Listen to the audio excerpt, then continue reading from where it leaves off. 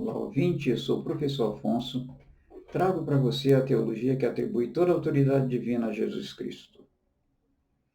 Essa teologia, ela define Jesus Cristo da mesma maneira que ele era definido nos primeiros 350 anos da era cristã, que eu também chamo de primeira oitava de Daniel.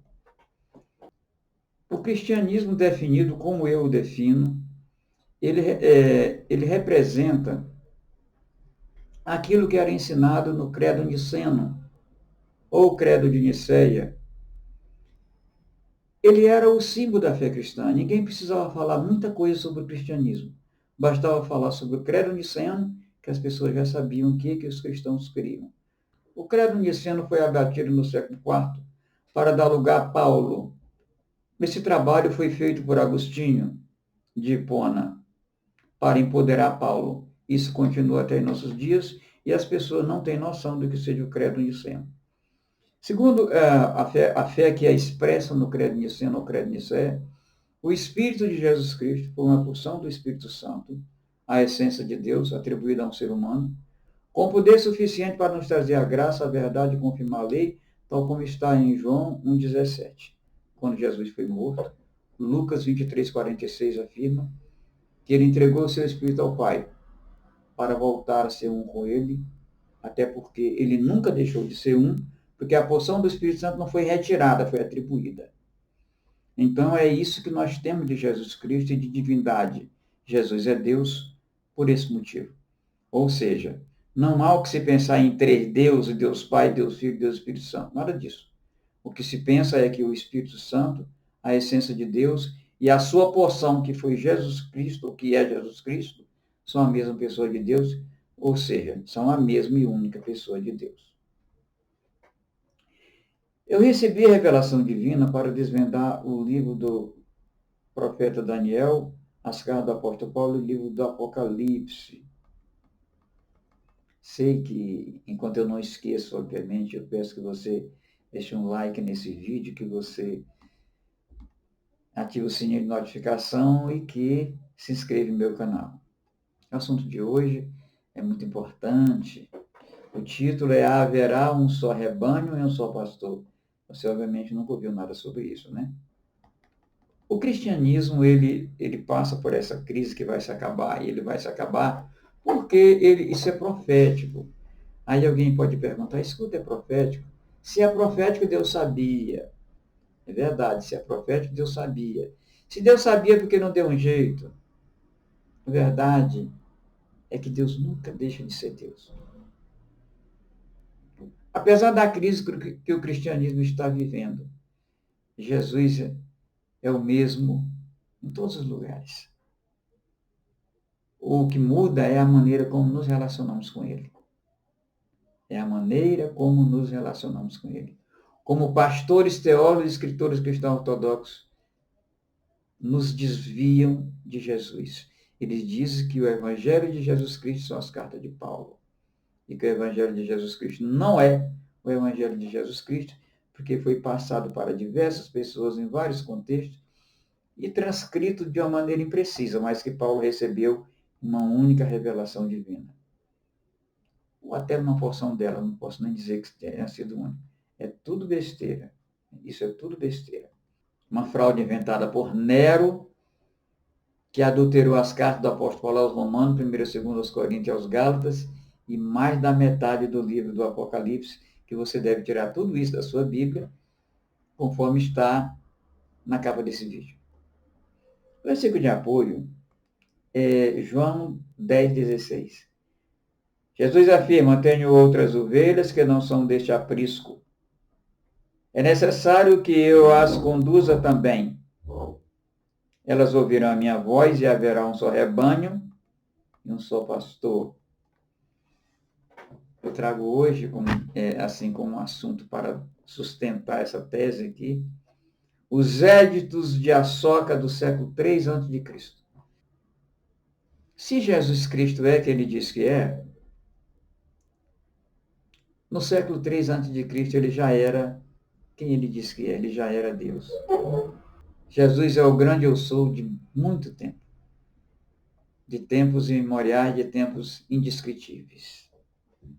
Então, os éditos de Ashoka são ensinos que dão suporte à filosofia budista ou à religião budista.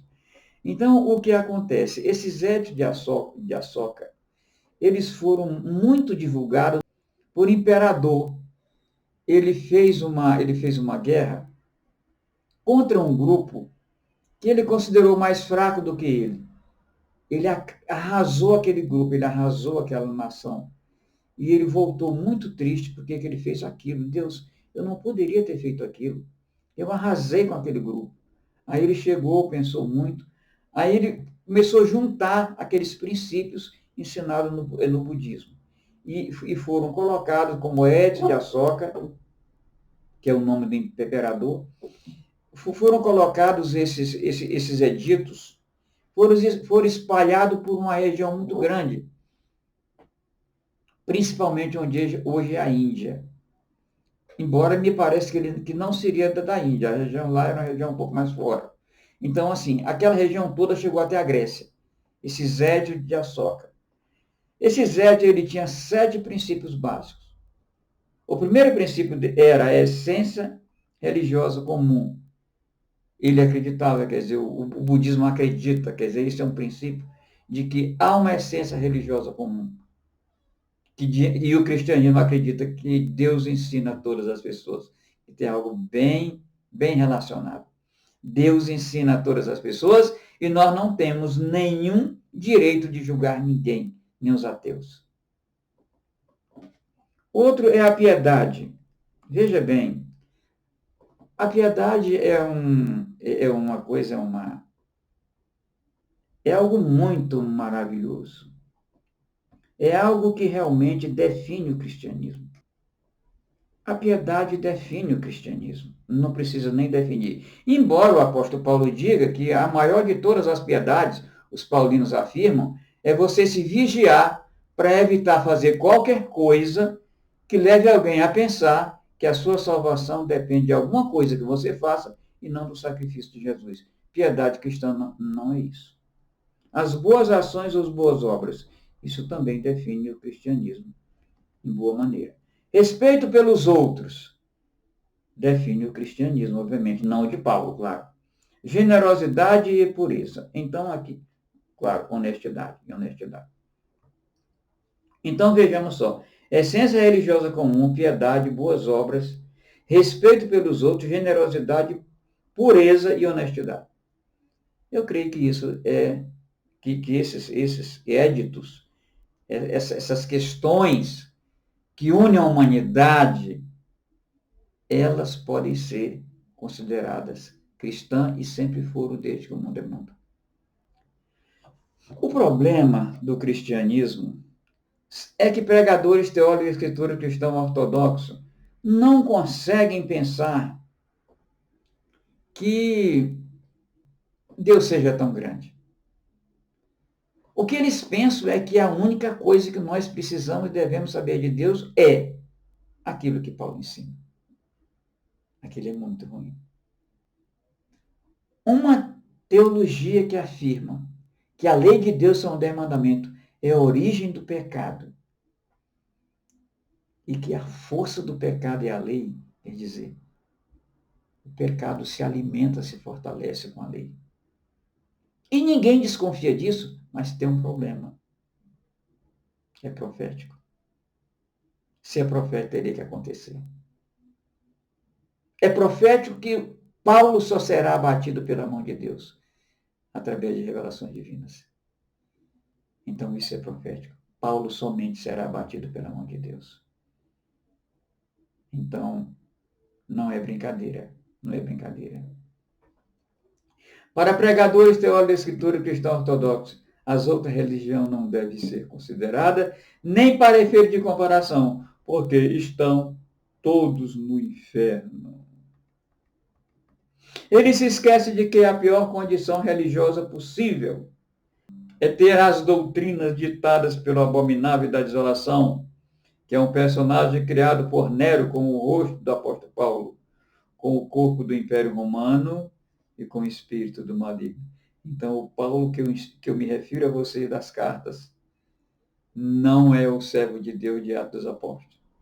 É esse personagem inventado por Nero para transformar os cristãos em criminosos e o Deus dos cristãos em um monstro. Veja por quê. Qual é o resumo da doutrina de Paulo? A lei de Deus são 10 mandamentos, é fonte e força do pecado. A lei de Deus é um tutor depravado. A lei de Deus é fundamento que conduz à morte. Que a justificação é da carne em vida mediante a fé somente e não do espírito após a morte mediante fé e obras. E que uma vez livres da lei, que são 10 mandamentos justificados, nos tornamos completamente justos, santos e retos. Quer dizer, a gente nessa condição caminhando por aí, que perigo. E que a graça assim alcançada é responsável pela salvação.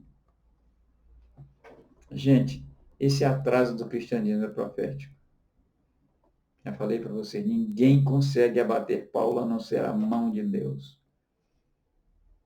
Através de revelações divinas. E assim afirma o profeta Daniel. Então você vê, o cristianismo nada mostra a nível de púlpito, a nível de igreja, o que foi o islamismo. Eu já ensinei aqui alguma coisa sobre o islamismo. E prega, mas diz, prega não, ensina definindo como é a religião comparada, mas diz que está todo mundo no inferno. E ainda diz que a carta do apóstolo Paulo aos Romanos é a carta da salvação. Meu Deus! Essa questão das outras religiões é muito importante. A própria adulteração das cartas do apóstolo Paulo trouxe consigo alguma piedade que era comum aos pagãos. Não adianta dizer que os pagãos não têm afeição religiosa. Inclusive, um pregador muito conhecido, Jonas Edwards, que foi chamado o pregador pavoroso e era pavoroso, ele explorou muito esse assunto que são as afeições religiosas. Ele dizia que através das afeições religiosas, os seres humanos se aproximam de Deus, independentemente da religião que professem. Só que isso ele deixou escrito dentro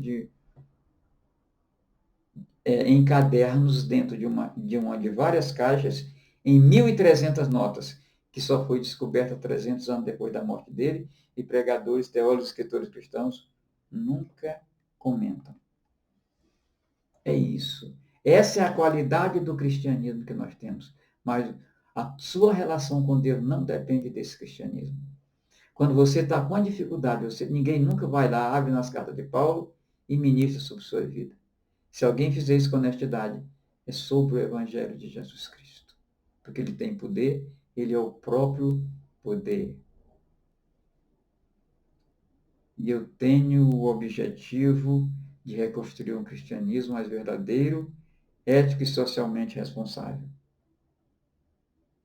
Mas eu não vou conseguir se eu não conseguir, primeiramente, arrebanhar pessoas que sejam capazes de falar somente a verdade a todas as pessoas em todos os contextos, levar sua necessidade a Deus em oração, estender a mão ao seu próximo com compaixão. Essa é a verdadeira afeição religiosa, essa é a maneira da gente se relacionar com Deus e com o próximo. Deixo o meu e-mail, porque se você quiser me ajudar nessa obra, aqui está na descrição do vídeo, pode mandar um e-mail para mim. Muito obrigado por você ter assistido esse vídeo até aqui. Que Deus o abençoe.